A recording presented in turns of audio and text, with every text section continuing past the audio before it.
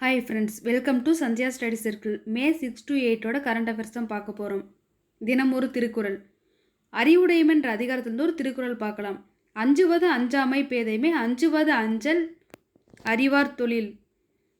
இதோட பொருள் அஞ்சத்தக்கதை கண்டு அஞ்சாதிருப்பது அறியாமையாகும். அஞ்சத்தக்கதை கண்டு அஞ்சுவதே அறிவுடையவரின் தொழிலாகும். டுடே ஹெட்லைன்ஸ் பார்க்கலாம். First, justice Sanjaykumar Mishra sworn in as first GST. Second, India has the largest number of children with thalassemia major in the world. Third, editorial Ayushman Bharat. Fourth, editorial Maldives. Fifth, Kallakadal, sudden swell of the seas causing rough waves. Sixth, UNICEF, India welcomes Kareena as national ambassador. Seventh, World Press Freedom Day celebrated on 3rd May. First news பார்க்கலாம். GST மேல்முறையீட்டு தீர்ப்பாயத்தின் முதல் தலைவராக சஞ்சய்குமார் மிஸ்ரா பதவியேற்பு. இவங்களுக்கு யார் பதவி பிரமாணம் செஞ்சு வச்சாங்கன்னா மத்திய நிதி அமைச்சர் நிர்மலா சீதாராமன். நெக்ஸ்ட் நியூஸ், ஆண்டுக்கு 15,000 குழந்தைகளுக்கு தாலசீமியா பாதிப்பு. நம்ம உடலில் மொத்தம் 206 எலும்புகள் இருக்குது. அந்த எலும்புகளுக்குள்ளதான் எலும்பு மஜ்ஜையும் இருக்குது. அதிலிருந்து ரத்த அணுக்கள்லாம் உருவாகுது. ஸ்டெம் செல்கள் அங்கிருந்து உருவாகி அதிலிருந்து இரத்த சிவப்பணுக்கள், வெள்ளையணுக்கள், தட்டணுக்களாக பிரியுது. இரத்த சிவப்பணுக்கள் இதோட இன்னொரு நேம் எரித்ரோசைட்டுகள். நம்ம உடலில் அதிகமாக காணப்படுறது இரத்த செல்கள் தான். இது எலும்பு மஜ்ஜையிலேருந்து உருவாகுது. சுவாச நிறமையான ஹீமோகுளோபின் இருக்கிறதுனால இதில் இரத்த சிவப்பு கலரில் இருக்குது.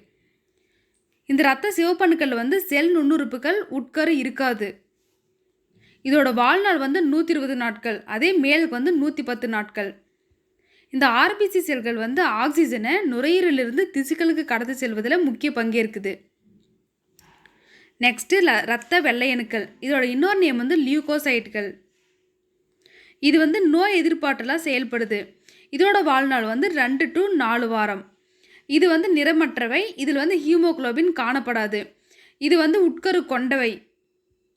இது எலும்பு மஜ்ஜை, மண்ணீரல், தைமஸ் மற்றும் நிணநீர் முடிச்சு போன்றவற்றில் காணப்படுது. இந்த இரத்த வெள்ளையணுக்கள் அமீபா வடிவில் இருக்கும். நெக்ஸ்ட் தட்டணுக்கள். இதோட இன்னொரு நேம் திராம்போசைட்டுகள். இது அளவில் சிறியவை. இது நிறமற்றவை. இதில் உட்கரு இருக்காது. இது 1 கன மில்லிலிட்டர் ரத்தத்துக்கு 2,50,000 முதல் 4 லட்சம் வரை இரத்த தட்டுகள் உள்ளன. இதோட வாழ்நாள் 8 to 10 நாள் தான். இது எதுக்காக பயன்படுதுன்னா, காயங்கள் ஏற்படும் பொழுது ரத்த உறைதலை கட்டுப்படுத்துறதுக்காக பயன்படுது. அதாவது ரத்தப்போக்கு கட்டுப்படுத்துறதுக்காக பயன்படுது. இதோட vitamin vitamin K. Next additional news பார்க்கலாம். இரத்த சிவப்பணுக்களின் எண்ணிக்கை குறையறதுனால என்ன நோய் வருதுன்னா அனீமியா. அதே இரத்த சிவப்பணுக்களின் எண்ணிக்கை அதிகரிக்கிறதுனால என்ன நோய் வருதுன்னா பாலிசைத்தீனியா. இரத்த வெள்ளையணுக்கள் எண்ணிக்கை அதிகரிக்கிறதுனால லியூகோசைட்டோசிஸும், அதே இரத்த வெள்ளையணுக்கள் குறையிறதுனால லியூகோபினியாவும் ஏற்படுது. நெக்ஸ்ட்டு இரத்த தட்டுக்களின் எண்ணிக்கை குறையிறதுனால த்ராம்போசைட்டோபினியான்ற நோய் ஏற்படுது.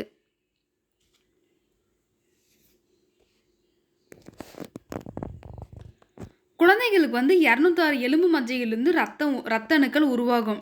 அது குறிப்பிட்ட வயசு வரைக்கும் தான்.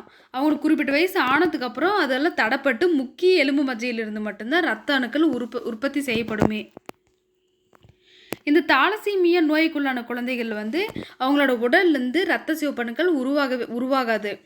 இவங்களுக்கு 3 அல்லது 4 வாரத்துக்கு ஒரு முறை குருதியேற்ற சிகிச்சை அளிச்சே ஆகணும். இதன் காரணமாக உடலில் இரும்பு சத்து அதிகமாக அங்கே தேங்கிரும். அதனால் குழந்தைகள் வளர்ச்சி பாதிப்படையும். அகச்சுரப்பி பிரச்சனைகள் ஏற்படும். இதயநாள பாதிப்புகள், எலும்பு வலுவிழுப்பு பிரச்சனைகள்லாம் ஏற்படுறதுக்கான வாய்ப்பு இருக்குது. இந்தியாவில் வருஷத்துக்கு 15,000 குழந்தைகள் தாலசீமியா பாதிப்போடு பிறக்கிறாங்க. இவங்களுக்கு எலும்பு மஜ்ஜை மாற்று அறுவை சிகிச்சை செஞ்சுக்கிறவங்களுக்கு குருதியேற்ற சிகிச்சை தேவைப்படுறதில்ல. கவர்மெண்ட் ஹாஸ்பிட்டல்லே 100க்கும் மேற்பட்ட தாலசீமியா நோயாளிகளுக்கு வெற்றிகரமாக எலும்பு மஜ்ஜை மாற்று சிகிச்சை அளிச்சிருக்காங்க. இது முதல்வரோட காப்பீடு திட்டத்தின் கீழே செயல்படும். அதாவது சிகிச்சை வழங்கப்பட்டு வருது.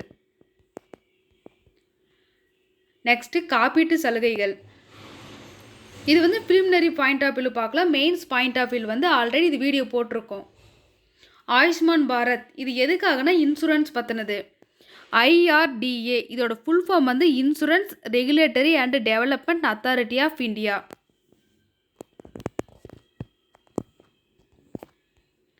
Next news Maldives. இந்த மாலத்தீவு வந்து இந்திய பெருங்கடலில் தான் இருக்குது. இங்கே வந்து சுமார் 6 லட்சம் பேர் தான் வசிக்கிறாங்களே. இது வந்து உலகின் 2வது சிறிய நாடுன்னு சொல்லலாம். இதோட கடற்கரை நீளம் எவ்வளோனா 800 கிலோமீட்டர் தான். இதில் வந்து 35 சிறு தீவுகள் இருக்குது. அதில் வந்து இராணுவ தளங்கள் அமைக்கவும் ஹெலிகாப்டர் போர் விமானங்கள் நிறுத்தி வைக்கவும் தான் பயன்படுது. நெக்ஸ்ட் கேரளம் தமிழகத்துக்கான கள்ளக்கடல் எச்சரிக்கை. இந்த கள்ளக்கடல் எச்சரிக்கை என்னன்னா, கடலில் வந்து எந்த ஒரு அறிகுறியும் இல்லாமல் திடீர்னு பலத்த காற்று வீசுறதும் திடீர்னு கடல் கொந்தளிப்பு ஏற்படுறதும் தான் கள்ளக்கடல்னு சொல்லி சொல்கிறோம். இந்த கள்ளக்கடல் என்ற சிவப்பு எச்சரிக்கையை ஆரஞ்சு எச்சரிக்கையாக தேசிய பெருங்கடல் தகவல் சேவை மையம் வந்து அறிவிச்சிருக்காங்க. நெக்ஸ்ட்டு யூனிசெஃப் இந்திய தூதராக நடிகை கரீனா கபூர் நியமனம். இளம் விஞ்ஞானி வினிஷா உமாசங்கர் மத்திய பிரதேசத்தை சேர்ந்த கௌரன்சி சர்மா, உத்தரப்பிரதேசத்தை சேர்ந்த கார்த்திக் வர்மா, அஸ்ஸாம் படாகர் நஹீத் அப்ரீன் ஆகிய 4 பேரும் யூனிசெஃப் இந்தியாவின் இளைஞர் தூதராக நியமிக்கப்பட்டிருக்காங்க. 2014ஆம் ஆண்டு முதல் யூனிசெஃப் இந்தியாவுடன் இணைந்து குழந்தைகள் நல உரிமைக்காக செயல்பட்டு வரும் கரீனா கபூர் வந்து ஏற்கனவே யூனிசெஃப் இந்தியாவா நட்சத்திர தூதராக பணியாற்றியுள்ளார். அதே நிலையில் இப்போது மறுபடியுமே தேசிய யூனிசெஃப் தூதராக அறிவிச்சிருக்காங்க.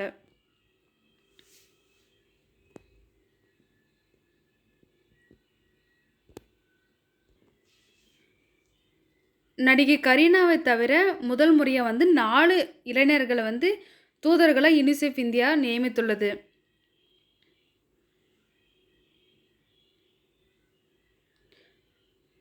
வினிஷா உமாசங்கர் வந்து சூரிய மின்சக்தியில் இயங்கும் இஸ்திரி பெட்டியை வந்து கண்டுபிடிச்சு இங்கிலாந்து இளவரசர் வில்லியமின் தலைமையில் செயல்படும் வந்து எரிச் ஷாட் பரிசை பெற்றுள்ளார்.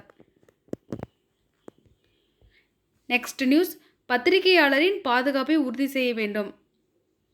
உலக பத்திரிகை சுதந்திர நாள் எப்போன்னா மே 3.